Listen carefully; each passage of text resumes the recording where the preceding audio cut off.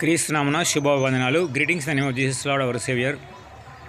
చూసినట్లయితే క్రైస్తవ ఆత్మీయంలో చాలామంది ఫలించలేకపోతారు.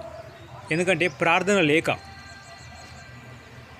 మరి పరిశుద్ధ బైబిల్ ఏం చెప్తుంది? మొదటి తెస్సలోనిక 5:18 ఎడతెగక ప్రార్థన చేయడి, ప్రే వితౌట్ చీజింగ్. కాబట్టి అపోస్తలుడైన పౌలు ఏమంటాడు? నేను ఆత్మచేత ప్రార్థన చేసేదాను, మనసుతో ప్రార్థన చేసేదాను అంటాడు. కాబట్టి క్రైస్తవాత్మీయతలో మనం ప్రయాణం చేసేటప్పుడు బస్ ప్రయాణం కానీ, బండి ప్రయాణం కానీ, ఎక్కడున్నా కానీ ఆత్మచేత ప్రార్థన చేయాలి. వాళ్ళు మీరు బస్సులో ప్రయాణం చేస్తున్నారు అనుకోండి, ఆ ఫోన్ ద్వారా గేమ్స్ ఆడుకోవడం కానీ, ఆ బస్సులో ప్రయాణం చేసేటప్పుడు కిటికీ పక్కన నుంచి చెట్లను చూడడం, ఆ దిక్కులు చూసే బదులు ఇయర్ ఫోన్స్ కొనుక్కొని దేవుని వాక్యం వినండి, పాటలు వినండి.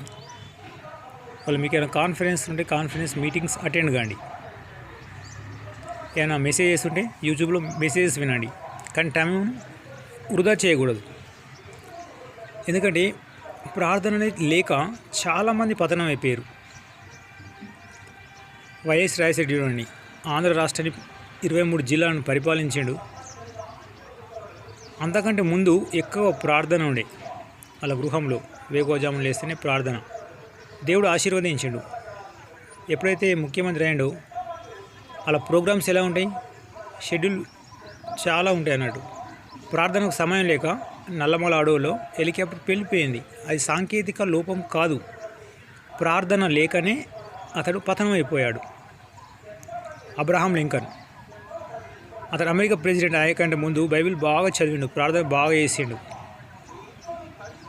ప్రెసిడెంట్ అయిన తర్వాత వాళ్ళ షెడ్యూల్ ఎలా ఉంటుంది? ఎందుకంటే 50 రాష్ట్రాలను పరిపాలించాలి. అతడు ప్రార్థన లేక పతనం అయిపోయాడు. చాలామంది క్రైస్తవ ఆత్మ జీవితంలో దావీదు మహారాజు చూడండి, అతడు కూడా పాటలు రాసి రచించి ప్రార్థన చేసి రాజయ్యాడు. రాజైన తర్వాత ప్రార్థన లేక పతనం అయిపోయాడు. ఉరియాను నరహత్య చేశాడు, బత్షెబను వ్యభిచరించాడు, సింహాసనం తీసేసిండు దేవుడు. కాబట్టి క్రైస్తవ ఆత్మ జీవితంలో చాలామంది పతనం అయిపోయారంటే ప్రార్థన లేక. Please test your self, how many hours your praying. ఈ క్రైస్తవ జీవితంలో దశమ భాగం, వాళ్ళకి 3:10 ఉంది కదా, దశమ భాగం అంటే మన సంపాదనలో దశమ భాగం మందిరానికి ఇవ్వాలి. అదేవిధంగా మన సమయాన్ని కూడా ఇవ్వాలి. సమయం అంటే ఎంత? రోజుకి ఎంత? 24 గంటలు, అంటే 2 గంటల 40 నిమిషాలు, దాదాపు 3 గంటలు ప్రార్థన చేస్తేనే ఈ క్రైస్తవ ఆత్మ జీవితంలో మాటల్లో, చూపుల్లో, తలంపుల్లో మనం పడిపోము. ప్రార్థన లేదనుకోండి, దుష్టుడు అపవాది ఏం చేస్తాడు? మాటల్లో పడేస్తాడు, చూపుల్లో పడేస్తాడు, తలంపుల్లో పడేస్తాడు. అంటే దుష్టుడు అధికారం కలిగి ఉంటాడు. ఒక దైవజనం అంటాడు, నేను మొదటి వేకువజామున 3 గంటలు దేవునితో కేటాయిస్తాను, లేకుంటే ఆ రోజంతా నన్ను సాతానుడు జయిస్తాడు. మనల్ని సాతానుడు జయించద్దు అనాలంటే మనం ఏం చేయాలి? ఛార్జింగ్ ఉంది కదా, టార్చ్ లైట్ను ఛార్జింగ్ చేసినప్పుడు మాత్రమే అది మంచి లైట్ వస్తుంది. ఛార్జింగ్ లేకుంటే, మళ్ళీ బ్యాటరీ లేకుంటే లైట్ ఫోకస్ రాదు. సో ఈ క్రైస్తవ ఆత్మ జీవితంలో, in this Christian life, if you pray more, blessings will come to your home more. If you less pray, less blessings will come to your home. కాబట్టి మనం ఎక్కువ ప్రార్థన చేస్తే ఎక్కువ ఆశీర్వాదాలు, తక్కువ ప్రార్థన చేస్తే తక్కువ ఆశీర్వాదాలు. మినిమం 3 to 8 అవర్స్, 5 అవర్స్ ప్రార్థన లేకుంటే ఆ కుటుంబంలో సాతానుడు దుష్టుడు అపవాది కలిగి ఉంటాడు.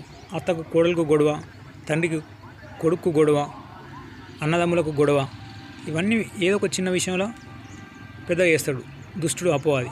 కాబట్టి మనం ప్రార్థన నుండి సంఘక్షేమం కోసం, గ్రామక్షేమం కోసం, రాష్ట్రక్షేమం కోసం ప్రార్థన చేసినాం అనుకోండి, ఖచ్చితంగా మనం ఫలిస్తాం.